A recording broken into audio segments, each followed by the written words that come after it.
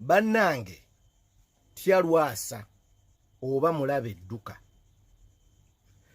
Nze Kimuli Godfrey Magunda mutabani wa Ventino Magunda ebuwenda budde bukoma nsimbi kwaniriza nnyo ku Kimuli broadcast. Tubeerawo wano nga tukuwa ebigenda mu maaso stories nga bwe zitambudde na buli kintu kyonna ekinyuvu era ekitambula era ekigenda mu maaso. Mukwano gwange ogamba otya? Webale kujja webale kubeerawo nkusaba busabi bwekuba nga omuntu ogusoose okujja wano bambi subscribinga koonaawo ku kigambo subscribe naawo kantu akalinga akadde kitegeeza bw'osubscribinga bw'okakoonako netutekayo video gw'omu ku basooka okumanya nti tugitaddeyo. Nkwaniriza nnyo bambi musubscribinge mbeegayiridde ate musharinge video zino.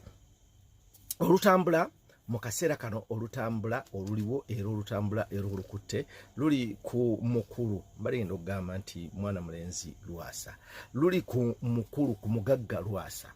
Omugagga Lwasa yayatiikirira nnyo oluvannyuma lw'okukyawagana n'omwana omuwala Diana Nabatanzi.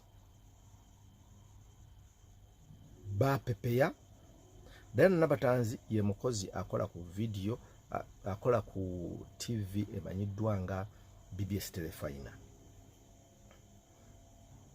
Munansonyiwa toyina bw'oyogera ku Lwasa n'otoyogera ku Diana Nabatanzi. Kati Diana wano nno njagala okugamba abaana ab'obuwala nti bw'oba olina omusajja gw'oyagala weegendereze kubanga omuntu yenna gw'oyagadde oba muwala buli kyakola kisigala kikukwatako nnyo mu ngeri emu oba endala. Bwe bakyawagana ne Diana Nabatanzi mu ngeri y'okulumya Diana Nabatanzi omukulu Lwasa yafunayo ekijuujulu. Ekijuujulu bw'akifuna baagenda ne beeyanjula ne bakola emikolo nga bwe mumanyi ne batambula n'ekijuujulu kye. Ekiseera kyatuuka ne baawukana. Lwasa n'abeerawo ng'asigadde mu mawulire mu ngeri ye naye mujjukira bulungi nnyo mu biseera balina akavidiyo ke baamukuba mbonga ng'alina kaseruganda akato. Mundeke nywemu ng'alina kaseruganda akato.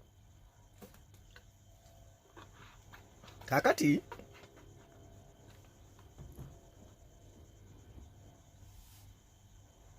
nga baawukanye n'omwana omuwala gwe yali alina. We twogerera wano yadde afunye omuwala omuto, omuwala ekigambibwa nti abadde n'abayimbi bangi ng'alina n'omwana mu Bafana balina embeera zaabwe ne John Black. Wega Embooko eno yeerabika ebadde kifaalu nga yayita mu Mbooko. Era abantu bangi bazze nga boogera ne bannange Lwasa okujjako obuteepimira muno omukazi yali amusobola muno omukazi yali okitegeera. Ku mbeera ezo baali bagenda okwanjula, in fact mbu yamugjeeko emmotoka ne ssente biki n'ebirala baali bagenda okwanjula. Omwana n'amugamba okwanjula tekukyabaddeyo okusinziira ku bazadde bange naki era ne bisazibwamu. Lwasa n'akita naye nga bwe baga nti omukalukalu tajja busera bwe bumwokyanga agamba bunjokeza we mbadde njagala. Yasigala agenda mu maaso n'obulamu and ekyo nkimuyigiddeko nnyo nti ekigwa ekimu tekirobera baana kuyimba.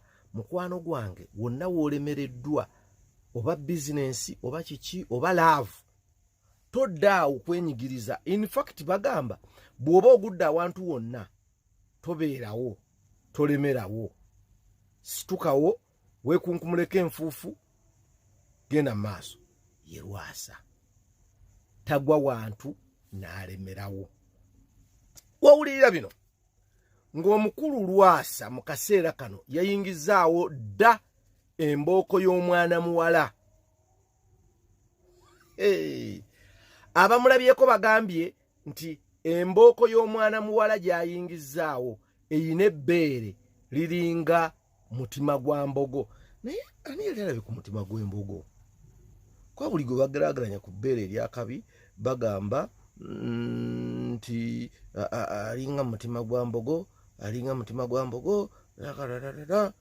ebbeere liringa mutima gwa mbogo naye ng'ate ye bw'omwetegereza obulungi alabika ku nsi kuno awangaddeko nga Christmas eziwera oba Idi eziwera aziridde. Ekyo si kyekikulu kubanga ne Lwasa naye Idi eziwera oba Christmas eziwera aziridde. Abantu abamu bagamba nti Lwasa bino byakola ebasita nti ayina ebintu byawunzika ayina byamaliriza but sirowooza nti omuntu osobola okuwunzikira mu bulamu bwe mu mbeera efaananako bw'etyo nedda. Baba bamukoze ebikolobero. Omanyi waliwo okugamba nti love yakusala oli omuwala yakayimba mbu eyafuna aduulira banne nti love yabasala naye n'ataafuna n'agamba aduulira banne nti mwapapa. Kakati Lwasa love erabika yamusalamu ko akatonotono naye nga wawulira bino embooko y'omwana muwala Gyayingizawo era njagala okugibalaga bassebo ne bannyabo mwanirize mukyala Lwasa omugole kyekyo naye nga nkugamba bwe gubanga gwe mulundi gwo gusoose okujja wano mukwano teweerabira ku subscribinga ku channel yange eno Kimuli Broadcast mukwano mbenga tuba tukuwa buli ekigwawo ne tukikuwa n'otandikirawo okukimanya n'obanga obeera mumanyi mubamanyi. So ze ensonga za mukulu Lwasa oyo basemo ne bannyabo ayingizaawo eggaali empya ayingizaawo ekyana ekipya si byakuddawo kwegayirira. Abaganda bagamba ataafiirwa asula ku malaalo. So gwe tiimu Lwasa nsaba oteekaawo ka komenti ng'ogamba ndi tiimu Lwasa. Sente ze yazikola anoonya baakuzirya nabo kyokka baayagala okuzirya nabo ate bo baagala kuzibba bubbi. Bo baayagala okuzirya nabo bo be baagala bazirye bokka ndowooza sente ze ate be baba bazimuliira nedda si ye Lwasa. Agambye gwe bw'ojja n'olyako z'olidde kata aleeta omulala gwe jangu olyeko z'olidde aleeta omulala. Abaganda be bagamba nti ono alya n'oli alya yemmere egenda.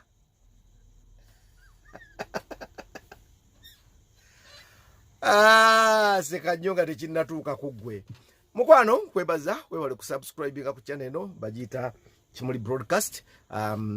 Likinga video zange sharinge tuwe nga tutambuliramu. Webale nnyo.